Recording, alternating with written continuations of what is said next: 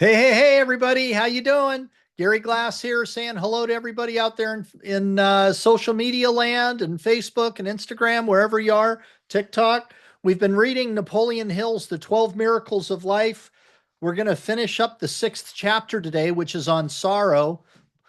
Boo-hoo, boo-hoo. We're going to finish the chapter. Anyway, we've gotten up all the way up to page number 83, and we'll finish this up today. And let's just dive in with Napoleon Hill, where he writes, remember this word transmute when you sit in a dentist's chair again, and keep your mind so busily engaged in thinking of something constructive that no time will be left for you to feel physical pain. And when sorrow overtakes you, follow the same plan by turning your thoughts toward the attainment of some as yet unattained purpose. Keep it so busy thinking of ways and means of attaining that purpose that no time will be left for self pity. Do this, and you will discover a hidden asset you did not know you possessed, an asset worth more than a king's ransom. You will discover that you are the master of yourself. I know something of the effects of sorrow when I was born in the midst of oceans of it, and I was born to an inheritance of poverty as well. The home in which I was born was a one-room log cabin located in the mountains of southwest Virginia, and our total assets at the time of my birth consisted of one horse, one cow, one bed, and a bake oven in which my mother baked cornbread. It is a little cause for wonder, therefore, that I came into this world screaming with fright, for I was born in an environment with little in advance of that of the caveman during pre-civilization days. Man, how blessed we are today, uh, and how much we take it for granted. Indoor plumbing, hot water at our demand in the house, electricity, light. I don't know. They can't, I don't think they could have possibly even imagined television or radio in the late 1800s when Napoleon Hill was born. Theoretically, I had not the ghost of a chance of ever becoming a free man, and less of a chance of ever becoming of service to my fellow man throughout the world. My parents were poor and they were illiterate. Our neighbors were poor and also illiterate. The only asset of value which I inherited at birth was a sound physical body and a healthy bloodstream. In addition to all these handicaps under which I was born, my father was a religious fanatic, and I had to protect myself from this influence. Once, he beat me until I was unconscious because I went fishing on Sunday instead of going to church and listening to five old fogies, each of whom preached for an hour on the sins of man, of which I am sure they knew nothing. All of them talked glibly about quote unquote sin, but not one of them got around to telling what was sin. From this brief description of my background, you may wonder why I was chosen to give the world its first and only practical philosophy of personal success. I have often wondered about this myself, but the philosopher tells us that, quote, God moves in mysterious waves, his wonders to perform, close quote. Out of the sorrows of my childhood came a passionate desire to lessen the sorrows of others, a desire so strong and enduring that it carried me through more than 20 years of profitless research into the causes of success and failure. Perhaps the sorrows of my youth were sent my way on purpose, in order that I might be inspired to render the world useful service. When I say profitless research, I mean, of course, profitless in monetary compensation while the research was being carried on. As to the ultimate compensation which this research yielded me, I can say sincerely, I doubt that any other author ever had as much help or as favorable an opportunity to carry on any sort of literary work as I had during those 20 years while the science of success was being organized. At long last, those profitless, quote unquote, profitless years helped me project my influence for good into the lives of millions of people and yielded to me personally more than any share of the 12 great riches, which represent all there is in personal success on this earthly plane. If I could go back and live my life over again, would I avoid those sorrows of my youth? No, definitely I would not. For it was those experiences which tempered my body and mind and refined my soul for a task in life which is without equal as to the extent and quality of the benefits my work has provided for others who are struggling to find their way through the black forest of the jungle of life. Get the full significance of the thought I am here trying to convey, and you will understand why I stated that this volume would be something profoundly greater than the mere instructions on how to master the fear of dentistry or surgical operations.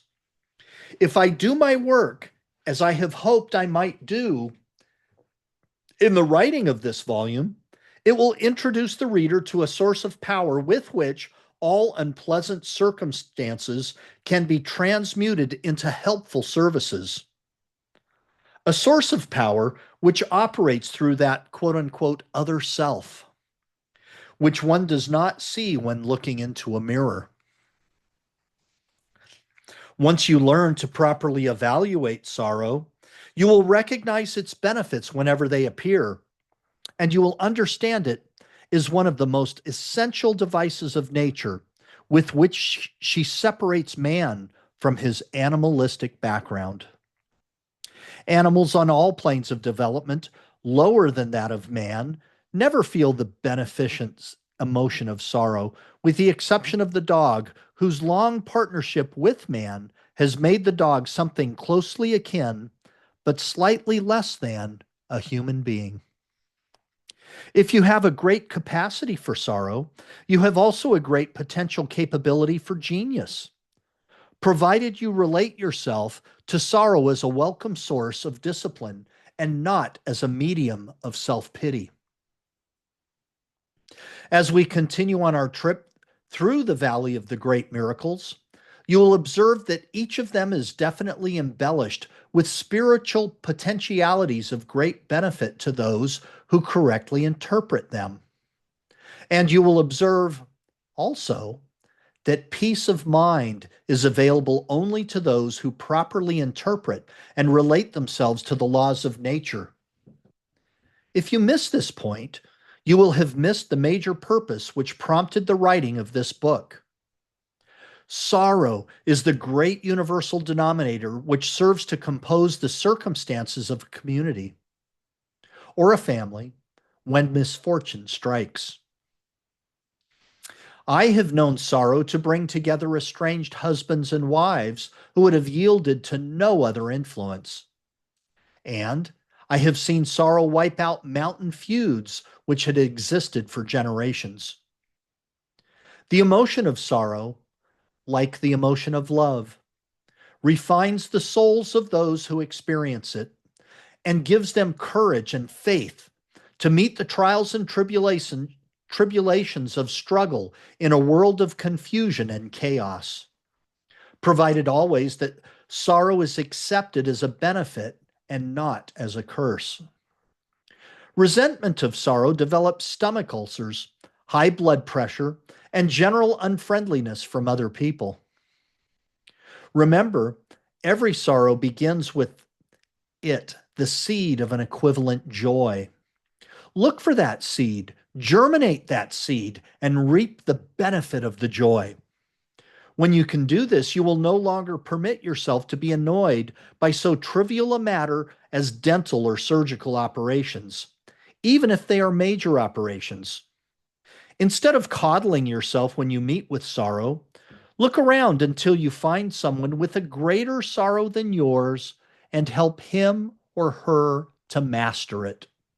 And lo, your own sorrow will have been transmuted into medicine for your body and for your soul.